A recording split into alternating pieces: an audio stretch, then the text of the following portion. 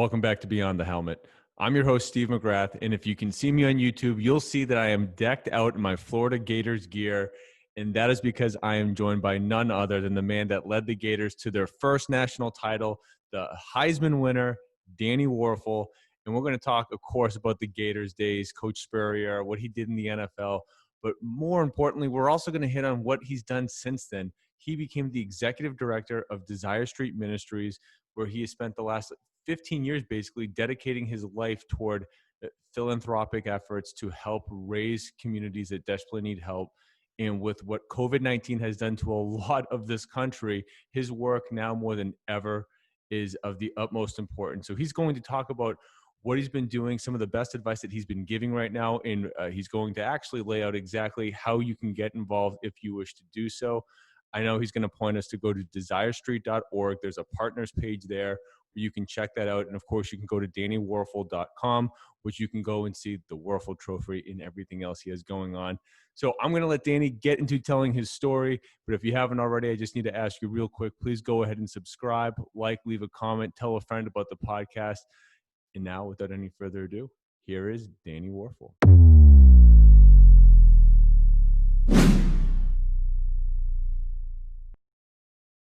I am pleased to be joined by humanitarian and philanthropist, Danny Wuerffel. Danny, how are you doing today? Great, Steve. Good to be with you. Now, I know you're always introduced as Heisman winner, so I wanted to make sure that came second this time around. I like that. Thank you. And two-time All-American. I mean, the list of awards that you accomplished goes on, including the World Cup MVP. But we're going to hit that later. What I'd really like to do is focus on why I introduced you as that, because the work that you've done for 20 plus years, I believe you're going on, year 15 or 14 for being the executive director of Desire Street Ministries. Can you just bring the world up to speed with generally what you're doing? And then I want to jump into particularly how you've been working to help inner city neighborhoods during this pandemic. Yeah. Well, when I was drafted by the Saints in 1997, I got involved with, at the time, a small organization. I didn't start it. It started a few years before I got there. And it was working in one of the nation's toughest neighborhoods, working with youth, doing after-school programs, started working with families and helped some families get into housing. And over time, we started a school, we started a church, we helped start businesses. It was really a neighborhood transformation model. And it was unbelievable to kind of see the impact that was having. And we always dreamed of seeing that happen in more neighborhoods than just the neighborhood in New Orleans, which was called the Desire neighborhood on Desire Street, which is where our name Desire Street Ministries came from. So what we do now and what we found is that rather than starting new Desire Streets, there are already heroes, tremendous men and women that live in inner city neighborhoods all over the country that are doing heroic work.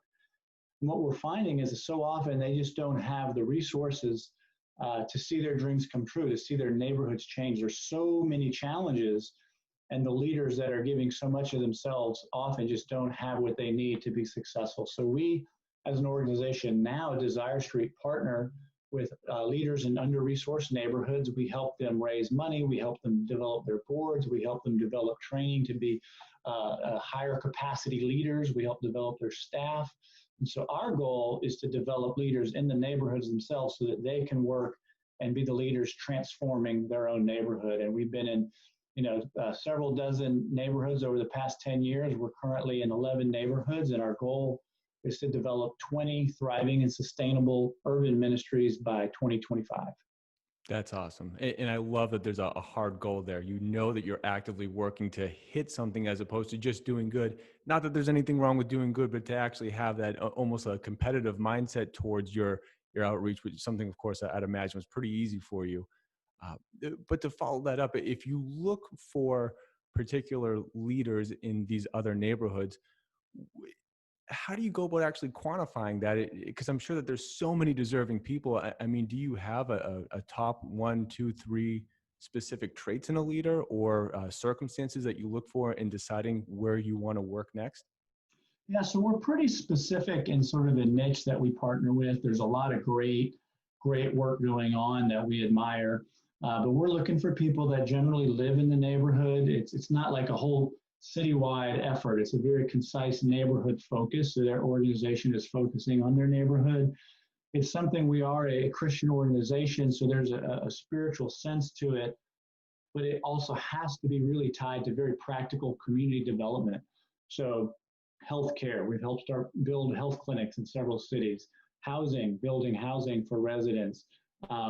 Education, we've helped start schools and after school programs, youth development, business, economic development. So it has to be sort of tied a little bit more. So we're looking for leaders that have kind of that mindset. And we're also looking for leaders that, typically aren't just starting, that are usually in year 3 to 7. It's usually when you start hitting road bumps and you're looking for help. And we're looking for leaders that have a sense of humility. We don't have all the answers. We're learning and growing all the time, but some leaders we think that they know everything, and we usually just don't have the most success working with those types of leaders. So those are just a few of the criteria. We've typically had more people applying than we can partner with, and we just try to do the best we can with the resources we have. Yeah, it's amazing work. I love the aspect of helping people that are already doing it. You're not just showing up and saying, all right, this is our thing that we're doing here. It's, you're finding someone and just giving them that, extra boost to really get there. But you mentioned that, you don't have all the answers because you're a human like everyone else. None of us do. And in the last 2 months, everything that's been related to COVID and the response and how it's differed from state by state, a case in point, how we don't always know how to handle situations. But as we've worked through this, I'm sure you've really been able to get a strong handle on what are some great points on how to work through this, and what's some of the advice that you've been dispensing to the places that you work, and what information, if any, would you want to talk about right now to help disseminate the message? Well, I think whenever tragedy hits, we lived through Hurricane Katrina. And this is another, major catastrophe for our country. And when people suffer, a lot of people suffer, but often it's the people at kind of the bottom, or the people that are living on the margins, that suffer the most. As you and I mentioned kind of before we started recording, my family is very blessed right now. We're like some families in our country where we can keep our job, we can have food, we can be safe and just sort of shelter in if we have to. There's a lot of people that if you don't have a job and you don't have a way to feed your kids, and the food options to get food aren't there, and then school shuts down, which is often one of the ways that many of the kids get to their meals a day. So it just hits harder for certain people than others, and it'll continue. And then so often when others get back to normal, others continue to suffer. And so that's sort of the neighborhoods where Desire Street is working. So on top of all the normal challenges, some of the new ones are food. There's just often food deserts in inner city neighborhoods. And so many of our partners have become almost food distribution sites, helping to gather food and disseminate that to their friends and their neighbors. Secondly, when school shuts down, my kids can just show up with their iPad or their computer and our Wi-Fi and keep learning. Well, a lot of kids don't have access to that. So how can we've been able to help some of the neighborhoods get some of the access to the resources to learn. So those are going on. Now, your specific question about how do we work with our leaders. So this is a tough one, because when there's always overwhelming needs around us, people that are hoping to be helpful, it's so easy to get absorbed in that for so long that you lose sight of caring for yourself, not being selfish, but having self-care. And so we talk a lot about it, even in an airplane, which I haven't been in quite a while now. The airplanes, when those oxygen masks come out, they always tell you, if you're traveling with kids, make sure you put your mask on first, which for a long time always stumped me. Why? You don't want to help the kid, right? Well, if you're getting oxygen for everyone else, eventually you pass out. You can't help anyone. So how do we, with our leaders, encourage them to get some space, some time where they're not always on, where they're not always solving everyone else's problems, where they can focus on their marriages and their children. And a lot of times those are the last things we get to. So those are a few of the things that we can do to help our leaders specifically right now, and also a lot of needs for funding. So we've been trying to help widen the net for our partners to get grants.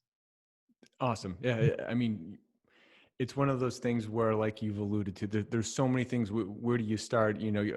Outside of the oxygen mask analogy, which I love, it just sort of, well, what do we even do in these communities that feel like they need everything? It's this prioritize and execute type of situation you find yourself in, and because I'm sure that there's just so much that goes on with that and coordinating it. Where do you have all your information for all of this? What do you mean by that? Where do we have our information? Well, just in terms of what Desire Street is doing, if anyone wanted to go search it and find more Oh, sure. information. Yeah. Thanks so much. We'd love people to check our website. That's sort of a gateway to see everything that's going on. And that's desirestreet.org, one long word, and spell out street, desirestreet.org. We also have a sheet, a page. You can go to our partner page where we have current weekly needs in the different neighborhoods. So you could actually click on something and see a very specific need and go right to that place and help meet that need if you'd like. So there's some great ways to connect through desirestreet.org. And that's incredible that you've even taken it to the level of identifying the needs in certain areas. I mean, that's kudos to you and the level of organization that takes to execute an entire operation like that. Thank you. Sounds like someone had a background in sports or something where they know what it's like to work with a team. Well, I've always been the beneficiary of some incredible teammates, that's for sure. And kind of being a director is a little bit like being quarterback. When things go wrong, you tend to get more of the blame, but when things go right, you get a lot of the credit. So I appreciate you saying all these nice things, but we really have some amazing people on our team. No, well, a team's always as strong as its weakest link, as I'm sure you've seen time and time again. So, it's obviously not a one-man show. It's like any big production. There's a lot of moving pieces. So I can imagine what your team is. And, but for you to do all this, I just wanted to ask you a little bit about your faith. I personally couldn't help but notice the similarities between you and Tim Tebow in terms of Florida quarterbacks that won the Heisman national title and this element of this person that they were off the field. But can you just speak about, because if I have this right, going back to when you're a child, your father's a chaplain in the Air Force. He's a Lutheran minister. So faith has to be something that you've had from the jump. I'd say yes and no. I mean, I think being raised in a family of people that believe, that have a faith in the Lord, that kind of build that foundation for you can be so helpful. But regardless, I think at some point you have to recognize kind of where you fit in the world and what you think and what you believe. And so I've got a very rich tradition in my family, even back beyond my dad, of being people in the ministry. But again, just different experiences in my life have humbled me. And I've, had to go through a lot of different things that were very defining moments that really kind of brought me on my knees and have led me to really sense that there is something more than I can explain. I think sometimes we try to think we have all the answers to something, but then by nature, how could that be God if we know everything that he does? But I've become a lot more humble in sort of my belief system, but I am incredibly grateful for the Lord, for the way that my faith keeps me engaged and grounded. It leads me to care for others, and keeps me, trying to stay grounded. When people like you tell me how great I am, it goes to my head. So I need. Unfortunately, I've got a wife and some kids and some friends that'll beat it out of me too. But I'm just grateful for it. Oh, no, of course. I was just, when I saw the relationship or work that your dad was doing and what you're doing now, but it sounds like it wasn't as straightforward as I thought. So do you recall a moment where it really sort of grabbed a hold of you, or was it more of a gradual thing? I like to, there's an analogy I heard that, my being a Christian, I feel like a turtle who found himself on top of a telephone pole. You're not sure how you got there, but the view is great. And you're also recognize that you probably didn't get there by yourself. And so, when I was younger, it wasn't so much that I believe in God. There were several times where I remember saying prayers and to really ask the Lord into my heart, kind of in a more traditional evangelical sense. And never really wondered if God was real. For me, it was more of what's he like, what's the relationship, what's the nature of life, and how do I relate to life and to God. And so I just think there was a few different times where I was pretty humbled to recognize that, I'm trying to build this persona in a sense that's a really good guy and a good Christian guy and a guy that helps other people. And, but how much of that was really coming out of the depth of my heart, and how much of that was a good idea to try to live towards, good a value system, but how much of it was very authentic. And so I think a lot of the things that I was humbled through have sort of gotten me on my knees to try to actually embody and become that which for a lot of my life maybe I thought I was or was trying to be, if that makes sense.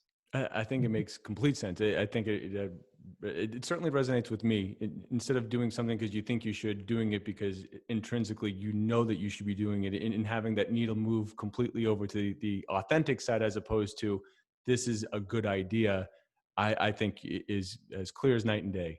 Yeah, or especially, is this nice, good idea going to also benefit me? I've gotten a lot of positive ego strokes in my life from being a good person. So I've got to be very careful and check myself that that's not the driver for me, that I'm trying to recognize that, own that part of me that's desperate for affirmation, and try to hold that part in check and be more authentic. Absolutely. And I think that's a struggle that everyone should be going through on some level. I wanted to just pivot a little bit to the Wuerffel Trophy, because if we're going to be talking about legacy, and if I'm somehow going to have to find a way to knock you down a peg, because I hate continuing to build you up. Okay. But I just think that, I've had the pleasure of speaking to Fred Bolitnikoff, who has his namesake attached to an award. To have something that, really cements legacy. And for you, of course, there's your nonprofit with Desire Street, but to also have a trophy that recognizes, an award, I should say, that recognizes a college athlete that really exemplifies giving back, being in community service, but also, good academically, a good athlete. How does that come about? And what does that mean for you? Because it's going on like almost 15 years. Yeah, it's a pretty exciting. It started, a group wanted to create a college award for community service, which I thought was a pretty good idea. And then they wanted to name it after me. I had a lot of mixed feelings, but we did. And I tell you, it's been an incredible experience. What I didn't realize is now we have 15 winners who are some of the most amazing young men who have really created a very unique bond together, and most of them come back for each of the presentations every year and welcome the new winner. And it's creating a family of highly, just high energy, high character, great men that want to help others. And together we can kind of encourage one another and do some great stuff. So it's been an amazing journey. That's awesome. Now, for us to have this conversation, you did do a couple of things on the football field. So I actually wanted to back this up. Just a couple of years ago, what I'd imagine to be a crazy time at 17, 18 years old. If I have this right, kind of a Florida State fan. So how does this road to University of Florida come together for you to start and kick off your life and career as an adult? Yeah, so when I was in high school, my older sister went to Florida State, and we lived closer to Florida State. So I definitely have a lot of old pictures of wearing Florida State gear, and kind of figured if I ever got good enough or the chance, I would love to go there. I visited Alabama, Florida State, and Florida, and it was really tough. I think at the end, though, the chance to play quarterback for Steve Spurrier was too good to pass up. And then also, Florida is an incredible academic institution. That's currently, I think, number 7 nationwide in public universities. So the chance to get a good degree at the end, I said, if I weren't playing football of those 3 schools, I would have gone to Florida. So that's how I ended up there. But I could have easily gone to Florida State or Alabama too. Yeah, I'd imagine a very tough call, but I think weighing the academics, certainly a very good way to go about it. But getting to the football field, though, for playing with Coach Spurrier, he has this fun and gun thing that's kind of working for a couple of years, but it's really not until you get on campus that it continues to rise to the level that it reaches. Can you just talk a little bit about how you get to that point of exploding in 95 and 96, just redshirting that first year on campus, but then the following 2 years, mentally just sort of understanding how to run that offense, but also platooning with another guy? How do you, mentally get yourself really into it if you're not all the way in, you're splitting time with someone? And I can imagine that would divide the team a little bit too. They might, lean one way or the other versus, who's their guy. Yeah, I thought those first couple of years I split time with another a great quarterback named Terry Dean. I think it was probably easier for me because I was the young guy. So, he was a junior when I was a freshman, and he was a senior when I was a sophomore. So for me, it was more like, well, would I rather play half the game or would I rather play none of the game? And I think it was probably a much more difficult scenario for him to be in at that time. But, even my redshirt year watching Shane Matthews and those next 2 years playing some, just continue to grow as a quarterback and see more experiences and just get more and more comfortable with what Coach Spurrier was trying to do against each defense. And then I also think just our squad came together. We just had some phenomenal players. And the run in 1995 and 1996 was pretty amazing to be a part of. Oh, I can only imagine. And the thing is while you guys are platooning, you're winning SEC titles. So if it ain't broke, don't fix it. But yeah, once I'm sorry, I'm blanking on. I'm sorry, Terry Dean. Once he graduates, so 1995 comes and you're able to be the starter. What clicked for you to be able to just take that huge step forward as a leader on the team? Obviously now the Soul started getting a lot more playing time for you to then have the season and then ultimately seasons that you did have. Yeah, it's hard to say all the different factors. I think it was the accumulation of all of us getting better. I certainly got better, but we just brought in some phenomenal young receivers that I think really helped as well. And we just had a run that was pretty crazy. We never lost in 4 years in the SEC. I never lost to Alabama, never lost to Georgia, never lost to LSU, never lost to Tennessee. You name them all. The only 2 losses we had in 4 years was to one team, and that was Auburn. They beat us twice. We beat them twice. So just an incredible run in the mid-90s. I feel like Auburn always has a way of getting under team skin and breaking up whatever good mojo they have. Yeah. But I just wanted to fast forward a little bit to the end of your 95 season where you guys go in full head of steam, and there's just this unfortunate bigger powerhouse in Nebraska that comes in unfortunately lays a little bit of a beating. Can you just talk about what it's like to make it to that stage, be dealt that hand, and then come back the next year with no hangover, actually coming back hungrier to go in, get back there? Yeah, well, I think it was like a lot of things in life. Sometimes the adversity is what makes you better if you'll kind of walk with it and learn from it. And certainly, I think as a team, we were overconfident. There was a lot of times in the past where some of the big Nebraska or Oklahoma teams came down, and the faster, supposed, Florida teams or Miami or Florida State would beat them. And so I think we were very confident, overconfident. Actually, I think man for man, our 1995 team was a better team than the 1996 team, if you kind of look at all of it. But they came in and just destroyed us. They beat us well. It was very humbling. But it I think made us better. We came back the next year. I think we were a little more grounded, a little more mature. And in particular, the way you prepare for a bowl game is very different because you're not in school, you're not practicing at your home. It's almost like a weird scenario where you go to some random city and you live there for a week in a hotel and get ready, and kind of the mindset around that and how much of that are guys going out and how much of our focus. I think we really shifted that the following year. We were dialed in, and so that, to me, losing that game to Nebraska really drove us towards where we went in '96. And for you to win in '96 by beating an FSU team, aforementioned, one of the teams you looked at, and for you guys to have lost to them earlier that year. I mean, what was that? I mean, it has to be so fulfilling to not just win, but to win in that style. Yeah, it feels a little bit looking back like it was a movie that I watched. It was so ideal and perfect that you can't imagine it was real. We were undefeated last game of the regular season. Florida State beats us. My dad counted. He said I got knocked down 32 times in one game, several late hits, some that weren't called. So we were pretty much out. When you lose the last game of the regular season, there's very little chance for you to win the national title. So I think we dropped to number 5 or number 6. But then the next week, the number 1 team, Nebraska, lost to Texas. I think Alabama may have been the number 2 team, and we played them and we beat them.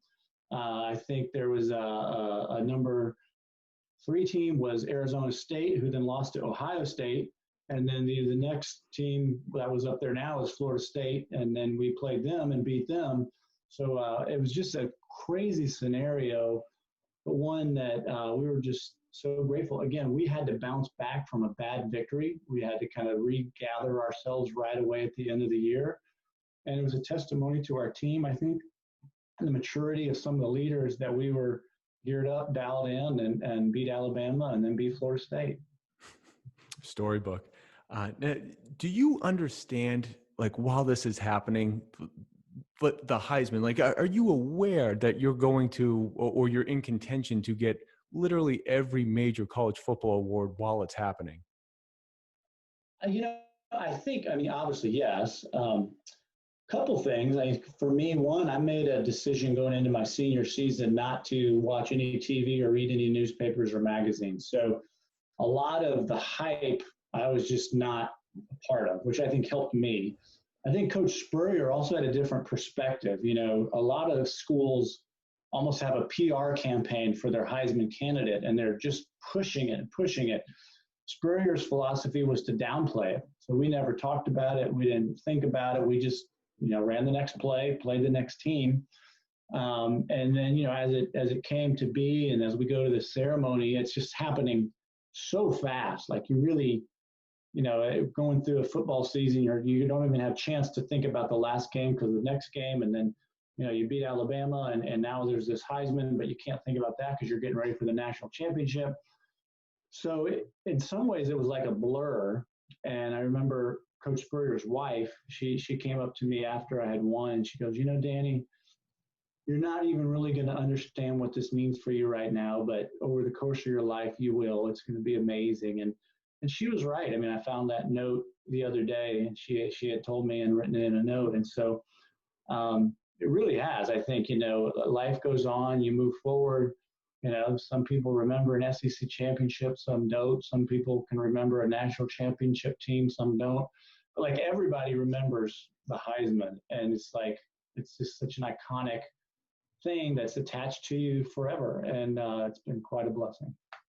Absolutely. Yeah. I can only imagine. I did want to ask, though, as your college career ends on the highest of high notes, did you have an expectation going into the NFL draft? Because from an outsider's perspective like mine, to see everything you were able to accomplish, and then for you to be, getting drafted like in the 4th round, that there's not all the fanfare that you would imagine is attached to a Heisman winner, someone that performed at your level. Do you recall what the discussion was about then, and what maybe your expectations were? Yeah, fortunately, I didn't have a lot of expectation. I remember my biggest goal I ever set in my life was in 9th grade. I wanted to get a college scholarship, and I thought it might be in basketball at that point. But fortunately, I realized there was more 6'2" quarterbacks than power forwards.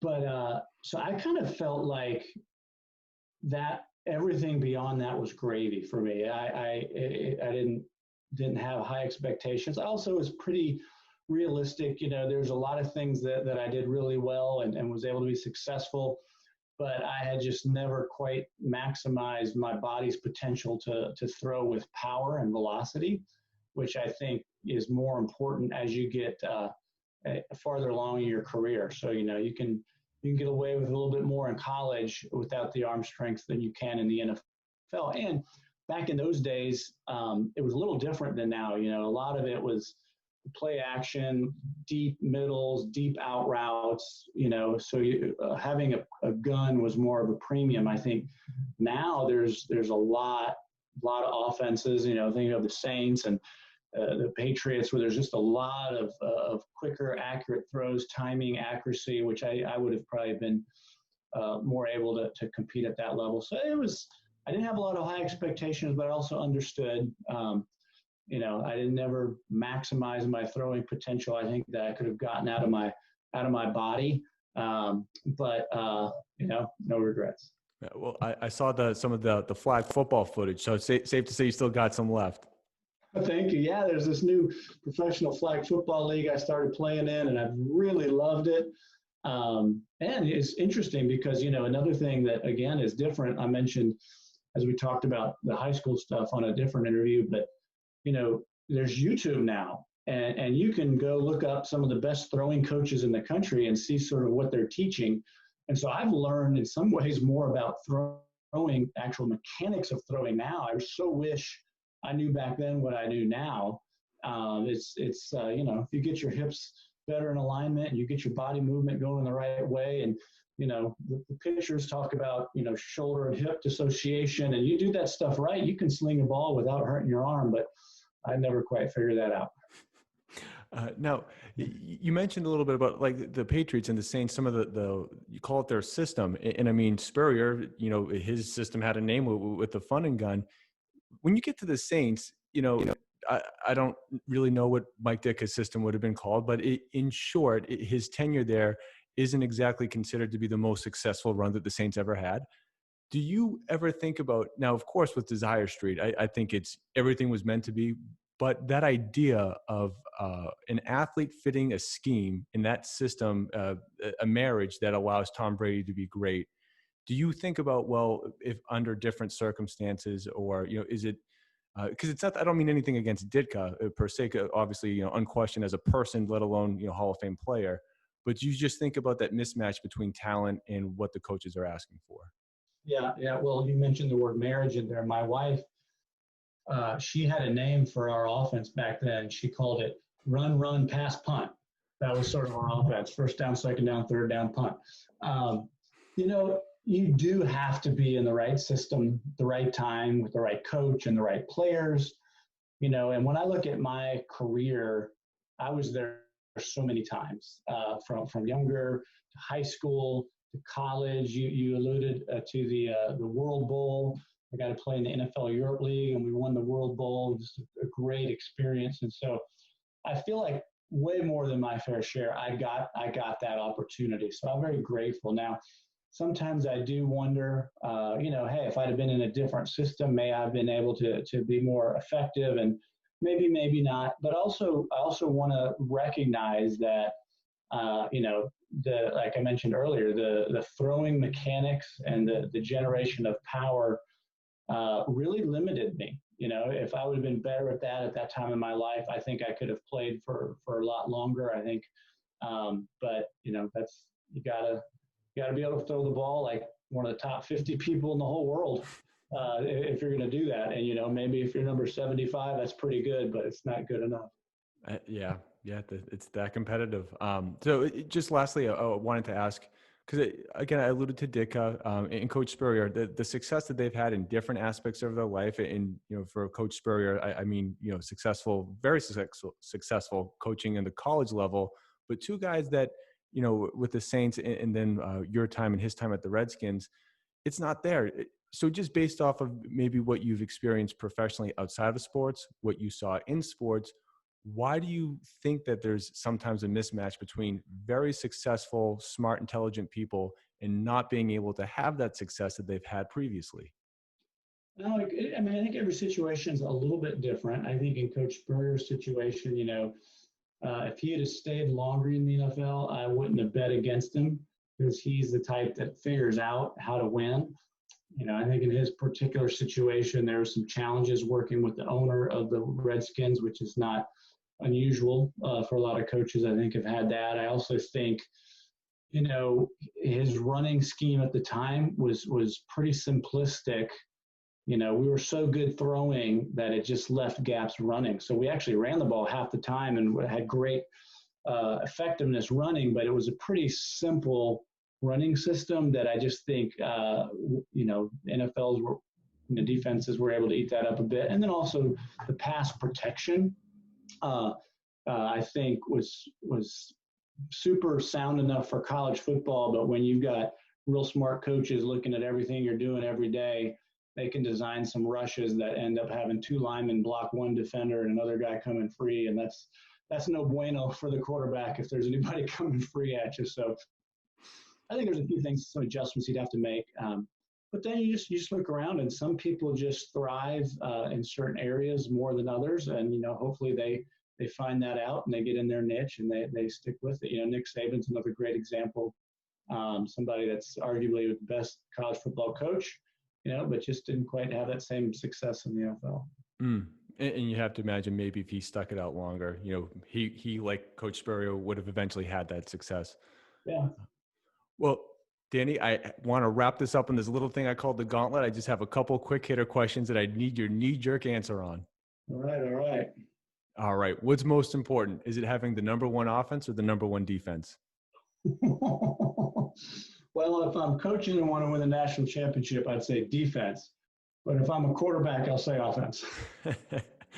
I like that. Now, did you have a pregame ritual that you'd stick to? Not a ton. My biggest thing was I hate being rushed. So as long as I had plenty of time to get ready and loosen up. The one pregame ritual in college that was pretty consistent was me and Chris Doring, who's one of our receivers. I don't know why. We started listening to a classical song written by Pachelbel. It's called The Canon in D, which you often hear at weddings. A lot of people would recognize it. It doesn't seem to be a pregame football song, but it got us in a good state of mind. So Pachelbel, Canon in D. I love it. Now, do you have, I'm sure that there's a lot to pick from, but is there one football memory that really stands out as being your favorite? I think my bookends to my college career, kind of at the very beginning, I throw the winning touchdown in the last second against Kentucky in 1993 to Chris Doring, who's now one of my best friends. And then the ending, to beat Florida State at the end there, to wrap it up and win the national championship. I mentioned it earlier. It feels a little bit like it was this book. If it didn't really happen, you wouldn't believe it because it's almost too good to be true. I love that. Now, was there one player you just would have wished you would have had a chance to line up with somehow, some way? Ooh. Back then, Randy Moss was just a freak receiver, and it had been fun to throw him some passes and have him catch it. There's a couple players that I wish I didn't have to line up against. I don't know if that counts, but Derek Brooks was a linebacker for Tampa Bay, Hall of Famer, and incredible player, but he played at Florida State, played against him there. And in high school, I had to play against him. So he was like this nemesis all throughout. Great guy, but I wish I didn't have to play against him. Yeah, work done on that team too. Another Tampa Bay legend that was on that FSU team. Yeah. And you guys beat them. That's kudos to you. Now, two more. What's most important, players or scheme? That's both. I know. Can't pick on there because you could lose if you have one and not the other for sure. If you add in the right character, I'd take that on. I'd take a scheme with character over talent, and I'd take character and talent over a scheme. But yeah, it's hard to win now without a good scheme. I mean, there's just you'd have to be incredibly talented to overcome somebody that's in a better position than you. But at the same time, you can have a great scheme, but if you can't block the guy in front of you, nothing's going to work. So that's a no answer. Sorry. It's purposely meant to not have a right answer. So let's end then on a high note. Given everything that you've gone through, everything that you've accomplished, what's the best piece of advice that you would give? Best piece of advice I would give. Somebody said, be who you are, because if you ain't who you are who you ain't. And that's probably pretty simple and pretty profound. And estimation is it takes a lifetime to actually really dig through and find out who we are, because we have so much stuff that we create and live, and personalities and egos and jobs and things that sort of we think are who we are, but there's always a us underneath that and a lifelong pursuit of who that is. And I'm gonna, just because I can, because you're interviewing me, I'm gonna have another answer. Is some people think you have to choose between like being successful, or being helpful of others. It's almost like, am I gonna be Mother Teresa, or am I gonna be Michael Jordan? Michael Jordan, he wins everything, he's the best. Well, yeah, but he didn't seem to care a lot about other things or help other things. But Mother Teresa, well, she just gave her life away for people. And I think that there is a way you can be the best that you are. You can be successful, but you can also be significant, and defining significance is what you do for others. So do your best, win at your job, win at your sport, but recognize that you can help others along the way too. And I think that both those answers are a perfect dovetail to one another, because you need to know who you are to get to that second part where you want to be the best. You got to have that understanding and willingness to move forward with that. And well, that being said, Danny Wuerffel, thank you so much for taking the time. Just one last time, where can everyone connect with you? What's your website again? Yep. So personally, if you just want to check it out, everything I'm involved in, you can go to DannyWuerffel.com. If you can spell it, good luck, but DannyWuerffel.com. If you want to learn more about Desire Street, it's DesireStreet.org, or even the Wuerffel Trophy is WuerffelTrophy.org. So any of those would connect to the others, and I hope people will take a chance to learn a little bit more about what we're doing. All right. Well, we'll make sure that we have links to all of them when we post this. Great. Thanks, Steve. Hey, great job. You do a great show. I had a good time talking with you. Well, thank you very much.